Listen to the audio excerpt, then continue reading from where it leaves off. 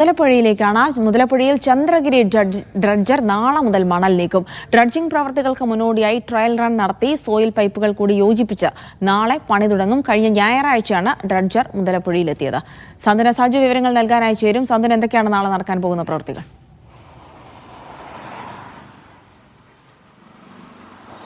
ജൽസി, മുതലപ്പുഴയിൽ ഇത്രയും ദിവസം കഴിഞ്ഞിട്ടും ആശങ്ക ഇതുവരെയും ഒഴിഞ്ഞിട്ടില്ല എന്നുള്ളതാണ് ഇവിടെ നിന്നും പങ്കുവയ്ക്കാനുള്ള ഏറ്റവും പ്രധാനപ്പെട്ട കാര്യം. ഈ കഴിഞ്ഞ ഞായറാഴ്ച തന്നെ മത്സ്യത്തൊഴിലാളികൾ ആവശ്യപ്പെട്ടതുപോലെ തന്നെ കാര്യക്ഷമത കൂടിയ ചന്ദ്രഗിരി ഡ്രഡ്ജർ മുതലപ്പുഴയിൽ എത്തിച്ചതാണ്.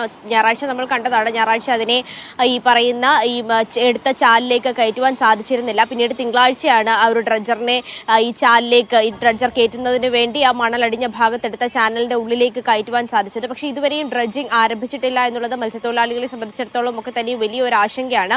ഈ കഴിഞ്ഞ ദിവസങ്ങളിൽ ഇതിവിടെ കൊണ്ടുവന്നെങ്കിലും ചെറിയ തകരാറുകൾ ഈ ഡ്രഡ്ജറിനുണ്ടായിരുന്നു. അതെല്ലാം കഴിഞ്ഞ ദിവസങ്ങളിലൊക്കെ തന്നെ നടത്തിയ ട്രയൽ റണ്ണിൽ നിലവിൽ പരിഹരിച്ചിട്ടുണ്ട്. ഇനിയിപ്പോൾ അതിൽ നിന്ന് ഈ മണ്ണ് നീക്കം ചെയ്യാനുള്ള സോയിൽ പൈപ്പുകൾ കൂടി ഫിറ്റ് ചെയ്ത ശേഷം നാളെ മുതൽക്ക് തന്നെ ഈ ഡ്രഡ്ജിംഗ് ആരംഭിക്കുമെന്നുള്ള ഒരു വിവരമാണ് നമുക്കിപ്പോൾ ഹാർബർ ഡിപ്പാർട്ട്മെന്റിൽ നിന്നും ലഭിക്കുന്നത്. മറ്റ് പ്രവർത്തനങ്ങളും മറ്റ് അതിന്റെ തകരാറുകളും എല്ലാം തന്നെ പരിഹരിച്ചിട്ടുണ്ട്. അപ്പോൾ ഇന്ന് പകൽ സമയത്ത് ഈ സോയിൽ പൈപ്പുകളെല്ലാം തന്നെ ഫിറ്റ് ചെയ്ത ശേഷം നാളെ മുതലായിരിക്കും ഈ ഡ്രഡ്ജിംഗ് ആരംഭിക്കുക എന്നാണ് മനസ്സിലാകുന്നത്. ഈ ഡ്രഡ്ജിംഗ് ഇത്രയും ദിവസമായിട്ടും നടക്കാത്തത് കൊണ്ട് തന്നെ ചെറിയൊരു ഡ്രഡ്ജർ അവിടെ ഉണ്ട്. നമ്മൾ ഈ ആദ്യ ദിവസങ്ങളിൽ മുതലപ്പുഴയിൽ പ്രശ്നം നടന്ന ദിവസങ്ങളിലൊക്കെ തന്നെ കണ്ടതാണ്. ചെറിയൊരു ഡ്രഡ്ജർ അവിടെ ഉണ്ടായിരുന്നു. ആ ഡ്രഡ്ജർ ഉപയോഗിച്ചുള്ള മണൽ നീക്കം നടക്കുന്നുണ്ടെങ്കിലും അതത്ര കാര്യക്ഷമമായ മണൽ നീക്കം അല്ല എന്നുള്ള ഒരു ആരോപണമാണ് ആദ്യ ദിവസങ്ങൾ മുതൽ തന്നെ മത്സ്യത്തൊഴിലാളികൾ അടക്കം പറഞ്ഞിരുന്നത്. അതിന്റെ ഭാഗമായിട്ടാണ് ഈ ചന്ദ്രഗിരി ഡ്രഡ്ജർ കൊണ്ടുവന്നത്.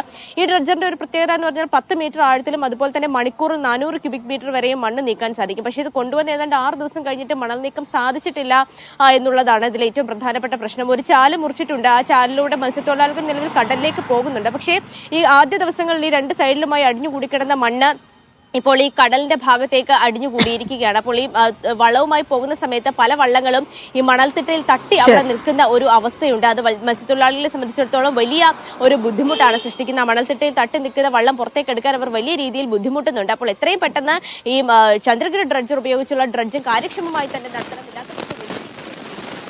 ശരി സാന്ത്വന, എന്തായാലും നാളെ മുതൽ ഡ്രഡ്ജിംഗ് പ്രവർത്തികൾ പുനരാരംഭിക്കാനിരിക്കുകയാണ്. എന്തായാലും മുതലപ്പുഴയിൽ ഇപ്പോഴും ആശങ്ക ഒഴിഞ്ഞിട്ടില്ല എന്നുള്ള കാര്യം കൂടിയാണ് സാന്ത്വന റിപ്പോർട്ട് ചെയ്യുന്നത്.